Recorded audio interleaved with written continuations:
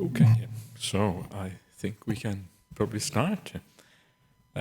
So I was going to talk today about one of the other contemplations that is often found in the sutras, and this is the contemplation of death. And all of these, the purpose of all these contemplations is just to prepare the mind, to get the mind ready, to get rid of defilements, to get rid of any problems that are there, that allows you to focus on the breath, to give rise to mindfulness, and then to allows you from there on to focus on the breath. Before I start off, I just want to say that there are people who feel uncomfortable about thinking or reflecting on death. And if you are one of those people who find that hard and difficult and uncomfortable, then please don't do it. You have to, in a sense, you have to guide yourself. You have to know what works for you, what doesn't work, what feels right and what doesn't feel right. And only if it feels right, only if it feels like it's moving you in the right direction, it doesn't give rise to fear or anxiety, all kind of problems. Only if it works, then you should use these kind of reflections.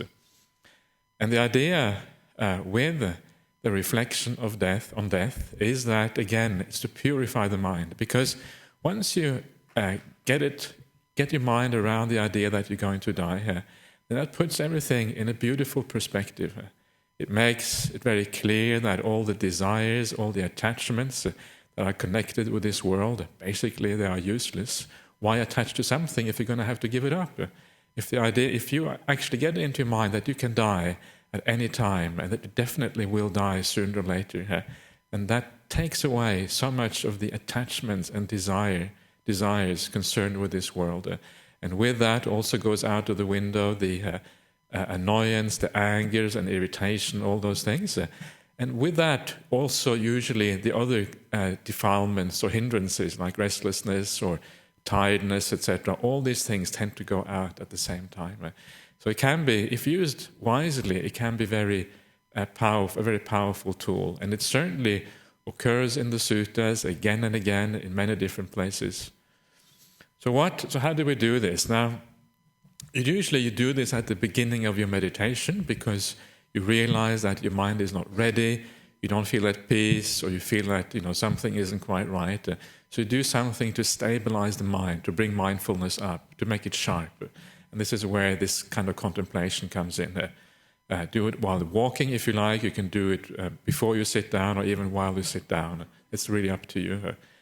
And one of the main things here is to remind yourself, is to bring that sense of death into the present moment. In other words, the sense that this could happen at any time, it could happen now. And one way of doing that, one of the very simple ways, is just to remind yourself of all the different ways in which you could die now, soon, tomorrow, the next hour. And just to make it very clear that this actually is a reality. It's not something which is theoretical. It is actually something that can happen at any time. Heart attack, and suddenly you discover you have an illness which you didn't know about. You walk into the street and some random driver just mows you down. These things happen all the time. And it could happen to us. It could happen to me. And so it is very easy to foresee circumstances in which you could die almost at any time. And this becomes then, if you bring that into if you're able to make that thought a very powerful one, then it becomes very clear. And then that has the effect on the mind that it starts to reduce the defilements and reduce the problems that otherwise arise. Another way of doing this, the death contemplation, is to imagine yourself on your deathbed. It doesn't matter why you're dying. It could be maybe you've been in an accident or an illness or whatever. But imagine yourself on your deathbed. You're about to die.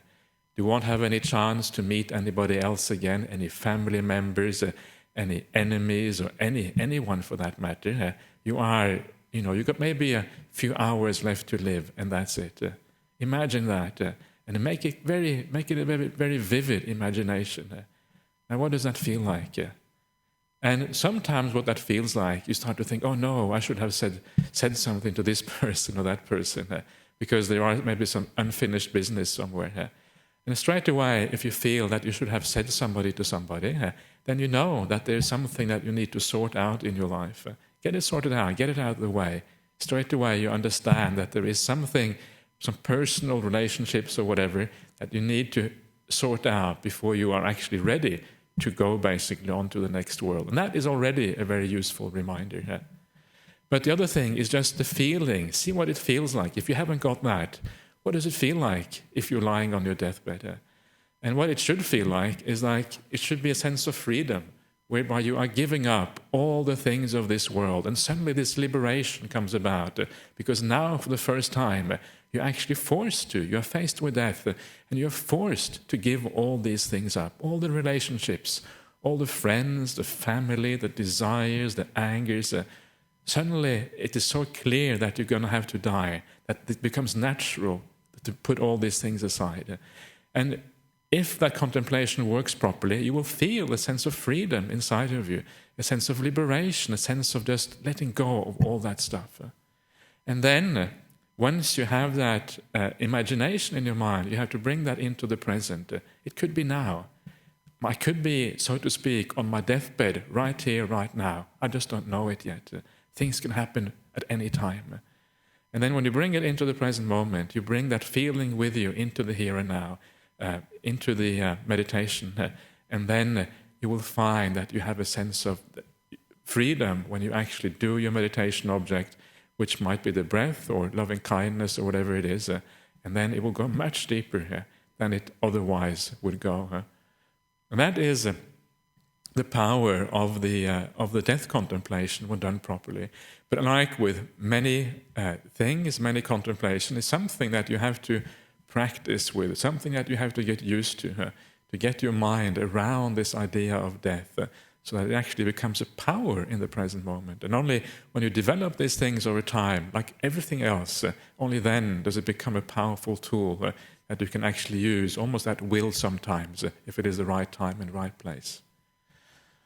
So, that is just a very brief instruction on the idea of death. So, maybe that might be something you can try, but again, only do it if you feel comfortable about it. Only then, otherwise it will be more disturbing than it is beneficial. Okay, so let's try to do some meditation together.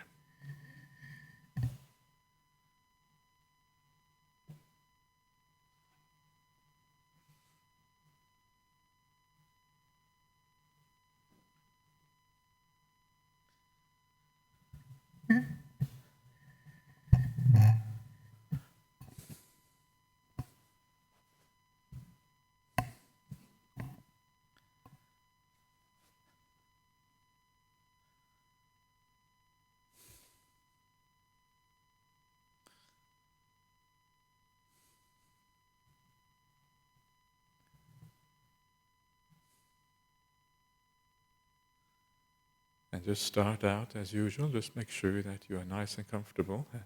We'll be sitting for maybe about 45 minutes or so. So make sure that you're comfortable and that you can sit for those 45 minutes. And as always, if you have any tensions in the body, anything else which shows you that you're not really relaxed, the first thing is always to release that tension and to find a very easy posture of the body, which feels very nice and comfortable and at ease.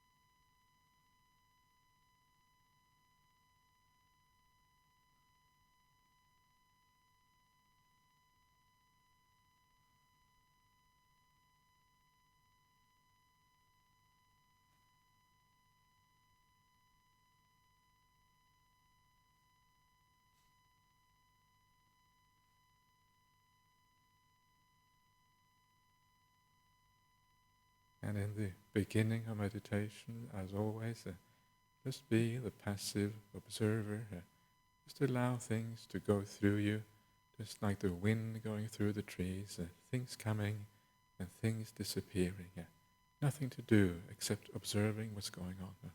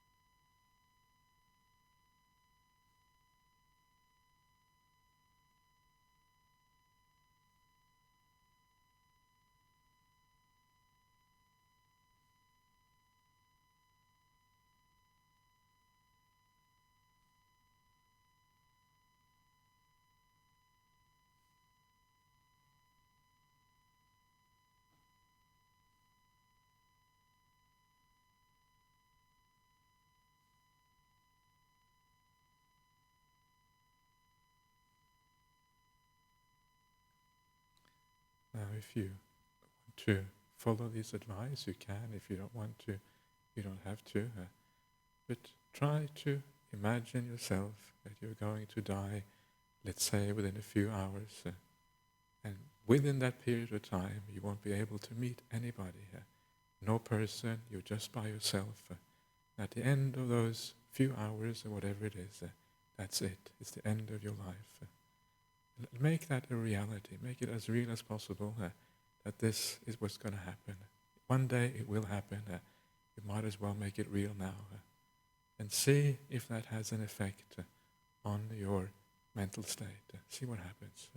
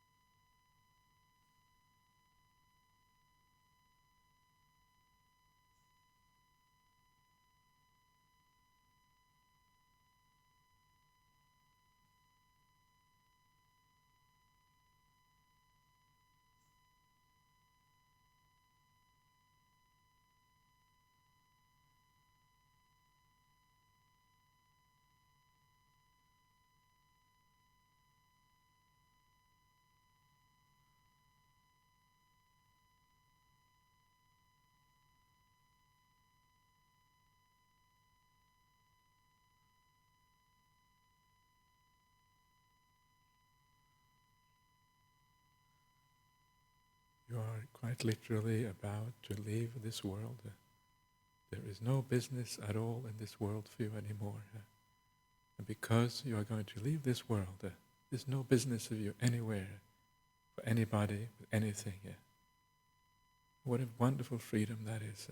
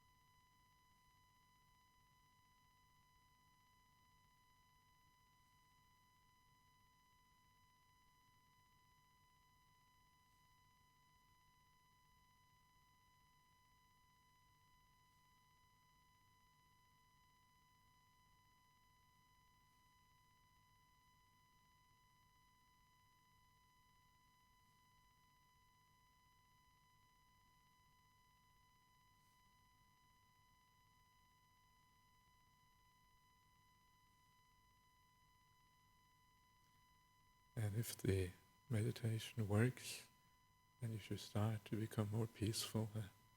Just allow that peace to deepen and deepen. And eventually, when the breath arises by itself in your perception, then gently place the attention on the breath, and then let it go from there.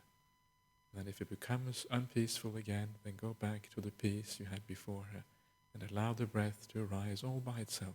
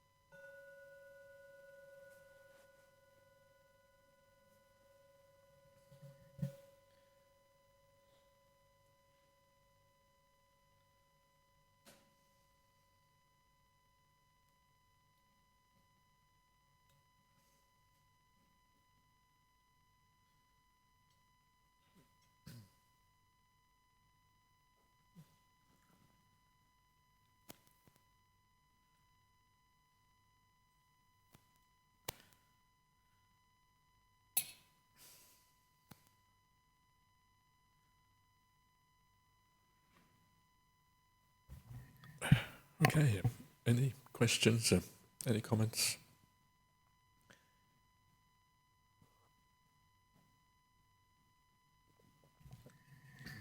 Yes, you. Yes, yes, Ajahn. Just contemplating death, you said there are different ways that we might die. But I was just thinking it might be, or if you're going to contemplate it, to contemplate having a peaceful death, not a violent death. Perhaps. Yeah, it doesn't really. I mean, you don't have to actually, visualize the scene. It doesn't matter. All you know is that you're dying. Whatever led up to that is really irrelevant. But you know that this is it. The end is near. You know that you don't have a chance to talk to anybody, to see anything. So basically, you're heading straight towards your death, and everything. The whole world has become completely irrelevant for you. That's the main point. That the world has become irrelevant. Exactly what led to that point doesn't really matter. Yeah. I agree with you. You don't have to visualize any gory details, anything like that, for sure. So, yeah, that's the idea. Anything else? Anybody here? Yes, sir. Over. Yeah. Initially, when I tried to imagine the situation of death, and when I've tried it in the past, it doesn't seem real, although I did have a feeling of peace and happiness, but it didn't seem real. So then I created a car accident where I went around the corner and was flattened by a bus, but no details. And then I've had a very hot sensation in my back, but once again, it is hard to make it real. Yeah. That's the thing. I think one of the things that I sometimes do, I tell myself that one day it is going to be real. One day is going to be my last day here. And I don't know when that's going to be here. So if I'm not prepared now, I will likely not be prepared then when it actually happens. It could be now, it could be today here. So I say to myself, well, this is the time to be prepared, basically. There's no other time. This is either now or never here. And then I find this it sort of helps me to guide me in the right direction, to bring up the sensation that death is actually it is imminent. It could happen at any time. But basically what you have to do is these things take practice. You really have to sort of do it again and again and again. And after a while, you actually get into the habit where you realize, you could actually be dead in 2 hours. It actually is real. It's not just an imagination. It actually is a fact that you could be dead in 2 hours. And when that bite really starts to bite, that's when it hits home. And then you sort of start to let go, in a sense. So that is the trick to actually, as you're quite right, the trick is to make it real. So you're probably on the right track already when you think of yourself going down the road, having a car accident, and that being it. That's probably, you're moving in the right direction, in a sense. Try that again. And sometimes you have to do also, the thing is also that after a while, it's like with all meditation techniques, after a while they get a bit blunt. It's like you have tried it too many times, and it's like you've gone into a habit rather than actually thinking fresh thoughts. And because you go into a habit, it doesn't really work anymore. So you have to create a new scenario, look at things in a different way. So you've got to be a bit creative and a bit fresh in your thinking about these things as well. Yeah. Okay, anything else? Yes, at the back there. Jerry.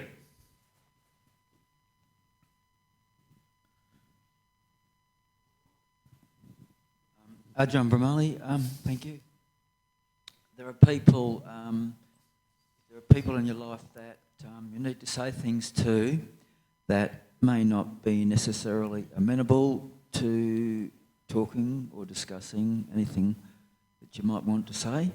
What is the best way to deal with that? To make an effort with them, or to just do it in another way?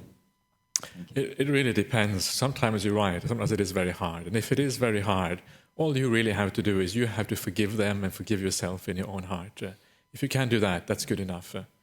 So, you just say, well, you have tried your best with this person. It hasn't worked out. But at least you can say, truthful inside of yourself, I forgive you. And please forgive me as well. And that, and that's where you can actually end a lot of the problem and the suffering, I think. Thank you. Make sense? Yeah? Yeah. Okay. Good. Okay. Anybody else? Yeah? Okay. I got a couple of ones come over the internet as well. One is from Na in Adelaide.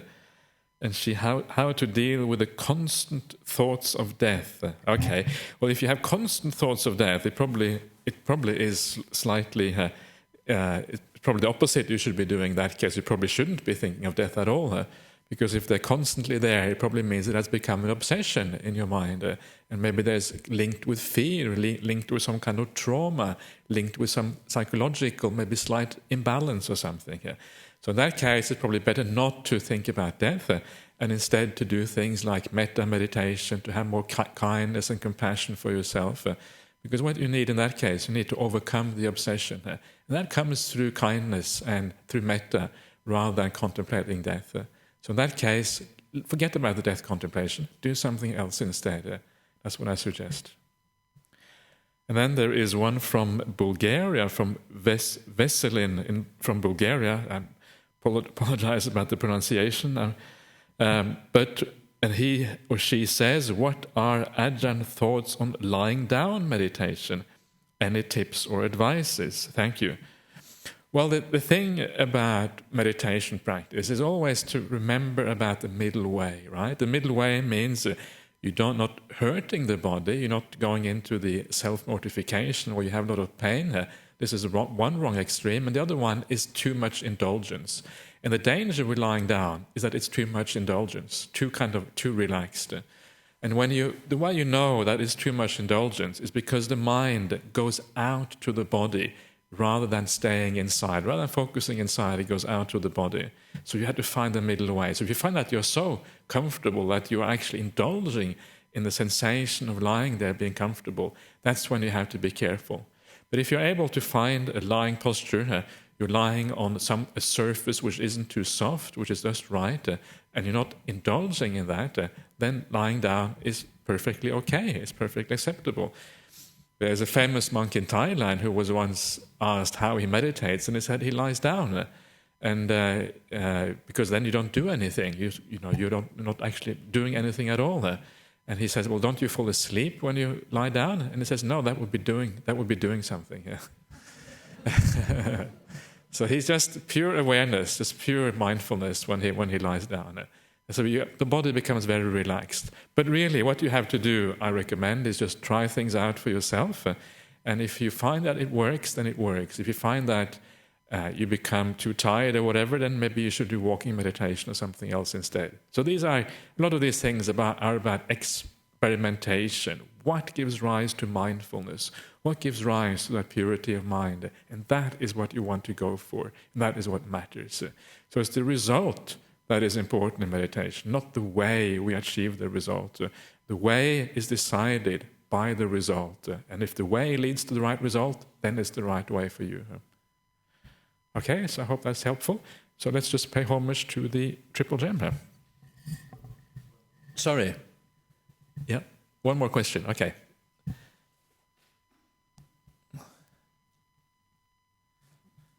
Good afternoon, Ajahn. This is just an observation, Ajahn, not a question. Can you hear me? Sorry. This is just an observation, Ajahn, when I was doing the meditation. When I was doing the meditation, I felt very peaceful, which I was really surprised. And I found it really easy to go to the quiet space. Oh, that was weird. Okay. And I was a bit anxious when I started because I wasn't sure what to expect. But I found it very, very peaceful and very, very comfortable. Good. That's and the idea. thank you for that, because I had contemplated it, but not in meditation, and I found it very helpful. Thank you. Excellent. Good. Yeah. Okay, so let's pay homage to Triple Gem.